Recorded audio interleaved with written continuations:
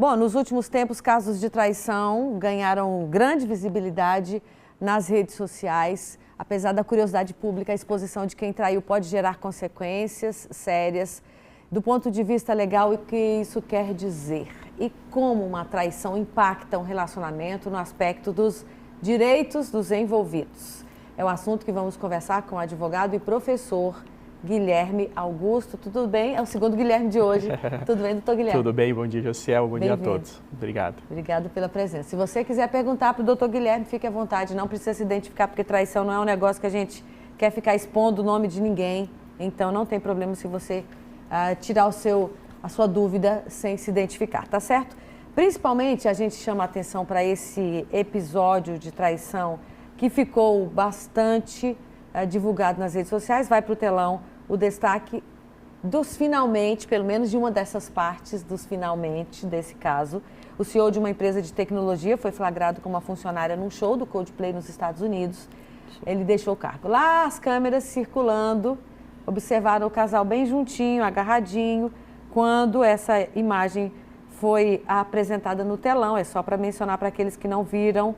Aqui está o pessoal do Coldplay, aí o casal abraçado, pronto. Na hora que a câmera chegou neles, repare aí, os dois se esconderam. Por quê? Porque cada um tinha um casamento, com filhos inclusive. Os dois trabalhavam juntos e agora, pelo menos o CEO, por enquanto, já foi afastado do cargo depois de protagonizar esse momento inusitado. Primeiro de tudo, doutor, uma traição exposta dessa forma.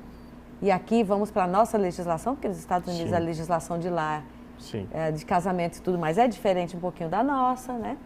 Aqui, a pessoa ferida, vou botar assim, por essa imagem divulgada, a mulher de um e o marido da outra, essa pessoa pode entrar com o pedido de divórcio direto aqui? Se fosse aqui no Brasil? Pode sim, Josielma. Assuntos como esse, que ganham muita repercussão, é sempre um momento importante que nós temos para poder conscientizar dos direitos e sairmos ali do senso comum, né? Do achismo em relação a esses assuntos. Como você bem disse, esse caso repercutiu aconteceu fora do país, mas trazendo para a nossa legislação, quando a gente analisa pelo aspecto do direito das famílias, tratar de pessoas casadas num relacionamento extraconjugal, nós temos que fazer duas distinções. Para o direito das famílias, aqui quando fala de direito das famílias, nós estamos falando num possível divórcio, nós estamos falando de partilha de bens, nós estamos falando de pensão alimentícia. Para o direito das famílias, não há repercussão essa traição. Há muito tempo, o direito ele deixou de lado a discussão de culpa para fim dos relacionamentos, por consequência, isso não repercute no direito. Agora, o que se analisa em casos como esse é uma possível reparação, ou seja, uma indenização, que isso está lá no aspecto da responsabilidade civil, por essa situação. Mas nós temos que olhar com muito cuidado, caso a caso, porque o direito ele não generaliza. O simples fato da traição não gera uma indenização automática. E aí a jurisprudência, que são casos que foram julgados, né, e que servem de espelho para outros julgamentos, eles já analisaram alguns casos pontuais em que geraria essa indenização, e a gente pode falar sobre algum deles. Pois é. Agora, ao pedir uma reparação ou uma indenização por um episódio de traição, você que pede está se expondo àquela memória de novo, à avaliação subjetiva de quem está lá, ou seja, o juiz ou os demais envolvidos em toda a discussão do processo. Você tem que estar disposto a arcar de novo com esse ônus, né? Com certeza. Tem o peso, o gasto emocional para quem busca essa reparação, né? E esse é um ponto importante, é justamente esta exposição pela traição é que vai ser analisado em casos como esse. Aquela traição que acontece muitas vezes de forma velada, de forma escondida, ela por si só não gera essa indenização. Agora, essa exposição do outro àquela situação, e aí por isso que nós podemos trazer outros casos semelhantes que também foram divulgados essa semana, né? Aquele caso lá no sul do país, em que a pessoa traída demonstrou ali para a família aquela traição.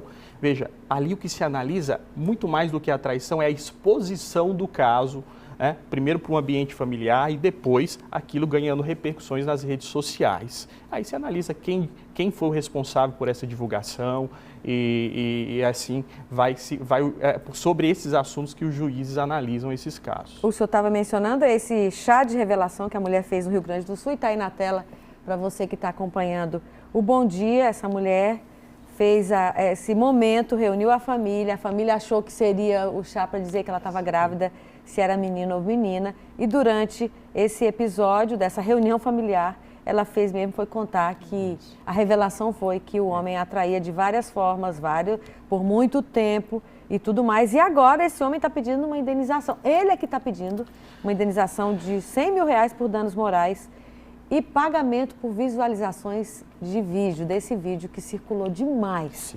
Né? E aí eu quero até questionar o seguinte aspecto. Observando pelo lado dele, da exposição excessiva na versão dele, está aí na tela também esse destaque. A chance de ganhar, eu vou botar de ganhar, por conta de amplificação do episódio, nas visualizações, etc. e tal, ou até tirar isso do ar, o que ele não conseguiu tirar do ar. É grande essa chance ou não? Qual é a sua opinião? Sim. É importante dizer que nós estamos num momento em que essas decisões, o entendimento sobre esse assunto, ele vem modificando. Sim. E ele vem modificando a partir de situações como essa, que não é de hoje, né? A infidelidade no relacionamento não é algo de agora, mas é recente o judiciário enfrentar essas situações. Então, por que eu estou dizendo isso, Josielma? Esse caso em particular, eu acredito que talvez ele vai abrir uma margem para analisar outras situações em que esta mulher poderia buscar também uma reparação, mas sem tirar a responsabilidade daqueles que trouxeram essa exposição excessiva do caso, a divulgação do caso, né?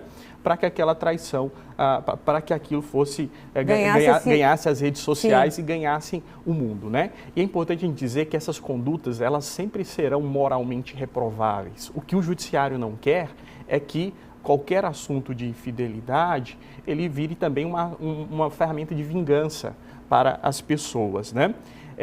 Ainda mais num mundo complexo hoje, Josielma, em que o conceito de fidelidade ele vem sendo repensado. Sim. Se a gente analisar as situações dos relacionamentos abertos, das situações não monogâmicas, que hoje é comum, desde que haja um trato, um combinado entre aquele casal, o direito não interfere nessas relações, esse conceito de fidelidade ele também precisa ser repensado. Então, por isso que eu não posso, pelo simples fato de um relacionamento extraconjugal, ser automaticamente julgado ali como passível de uma indenização. Tem que ser visto pontualmente. Eu até vou para a tela para destacar o seguinte aspecto. O Tribunal da Internet já condenou o homem. Isso aí é fato, aquele episódio lá do Rio Grande do Sul.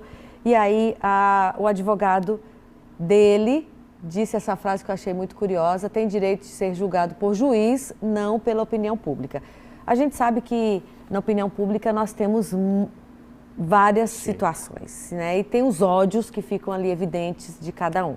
Só que a gente também tem na internet o marco civil, e houve até uma discussão recente no STF, não lembro a que conclusão chegou recentemente, sobre a retirada e a responsabilidade das empresas que são donas das plataformas, a retirada desse conteúdo e suas responsabilidades.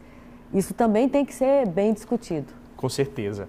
Então, veja só, de um mesmo caso, de um mesmo fato, se analisará as questões do direito de família, como nós vimos que nesse caso não haverá repercussão. Nesse caso lá do Sul, eles tinham uma união estável que vai ser dissolvida, vai discutir partilha de bens, não haverá repercussão.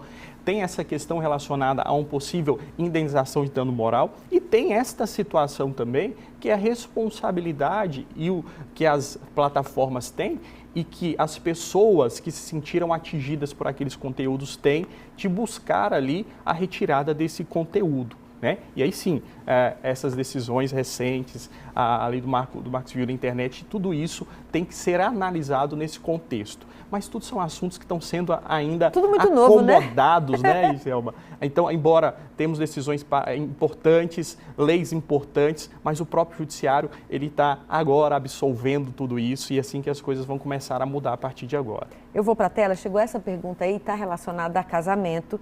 A pessoa diz o seguinte: eu sou casada e descobri há pouco tempo que meu marido tem outra família, já pedi 5 vezes para ele ir embora, mas ele não quer. O que devo fazer? Feito.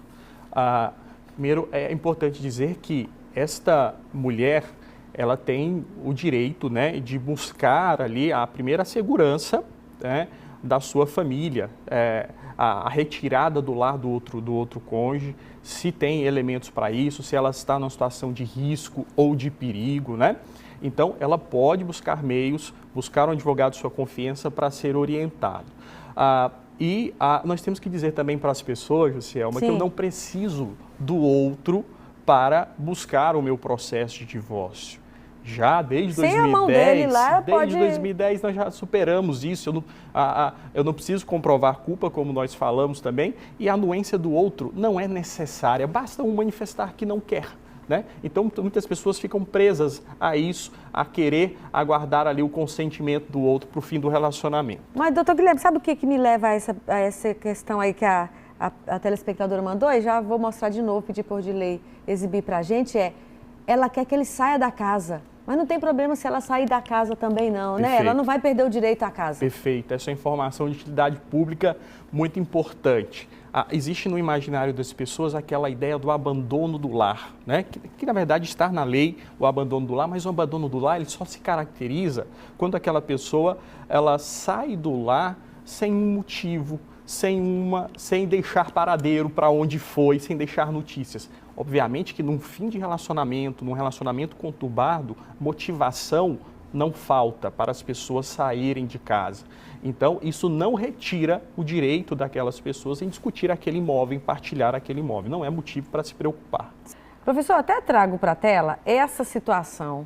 Está em destaque no Globo. A Justiça negou a indenização para a mulher que pediu divórcio depois de uma traição virtual.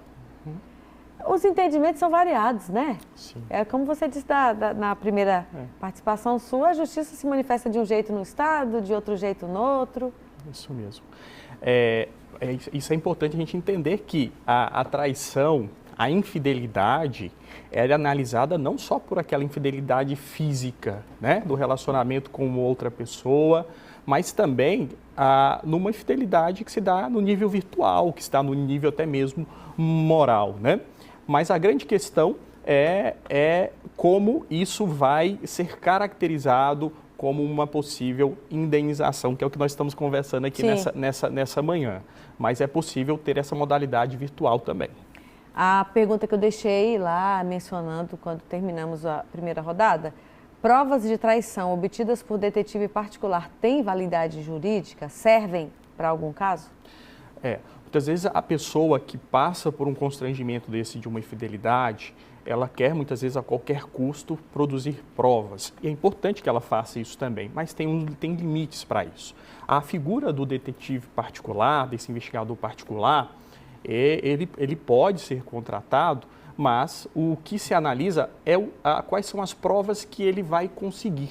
Se essas provas foram conseguidas através de canais, espaços que são informações públicas, isso tudo bem. Rede social hoje é uma ferramenta importantíssima, né, para essas análises, para essas investigações. Agora, o que eu não posso é ter acesso clandestinamente àquelas informações que seriam ali de forma privada, como os e-mails, como as contas de WhatsApp, né, sem autorização do outro. Diferente se o casal, por exemplo, isso é muito comum, que ele já tem acesso a uma mesma conta de e-mail, né? Se o casal já tem acesso a uma mesma conta de Instagram, isso é importante. A gente até brinca muitas vezes em sala de aula, mas é importante que você participe das redes sociais do seu cônjuge, saber né? da senha de vez em quando. Já sabendo, né? Porque isso facilita para construir essas provas lá na frente, se necessário for, para o bem e para o mal. Isso é importante dizer também. Pois é, e até voltando ao caso do Rio Grande do Sul, a mulher que fez o chá de revelação se pronunciou, disse que prioriza a saúde dela e a do filho. Aí, eu quero destacar bem aqui, ó. Gravação mostra o momento em que Natália revela troca de mensagens e fotos que comprovariam, segundo ela, a infidelidade do ex-companheiro. Muito bem, troca de mensagens. Como é que ela teve acesso a essas mensagens sem que isso seja considerado como ilegal também, né? Sim, que é o tal de, se ela tem a senha, beleza. Isso, esse é o ponto, né? Se ela não tinha acesso, não tinha a senha... A prova vai ser descartada. Essa prova vai ser descartada. Aí onde entra, muitas vezes, a habilidade do profissional. O advogado, quando tem acesso às informações, ele vai fazer a análise do que pode ser levado ao processo. E se aquelas provas não são suficientes, mas eu tenho ali já um indício de que aquilo aconteceu, eu vou pedir para que o próprio judiciário produza essas provas. Isso não é uma regra, mas é possível. Tipo uma quebra, vai ser uma quebra de sigilo. Uma quebra de sigilo, né? Das contas, dos meios ali de comunicação que ele tem. Isso é possível, é uma tentativa, mas é uma ferramenta que o advogado pode se valer. Muito bem, eu tenho uma outra pergunta aqui de telespectador, só um instantinho que está entrando aqui no equipamento. A pessoa quer saber sobre se eu trair, meu marido pode pedir pensão no caso de uma separação? Aí está na tela. Sim, temos que atualizar esse assunto também. Na legislação ainda está escrito que aquele que agiu com culpa para o fim do relacionamento, essa culpa poderia ser uma traição, ele perde o direito aos alimentos que a gente chama de alimentos civis, porque alimento entre os cônjuges, diferente da pensão entre os filhos, ela serve para manter um padrão de vida ali, ainda que momentâneo, o padrão de vida que tinha. E é temporário também, né? E é temporário. Aí a lei dizia, se ele agiu com culpa, aquele que vai pedir a pensão, se ele não tem outro parente que ele possa pedir, ele vai ter, no mínimo, aquela pensão alimentícia ali, o mínimo indispensável para a sua subsistência. Então, seria um valor menor, vamos traduzir dessa maneira.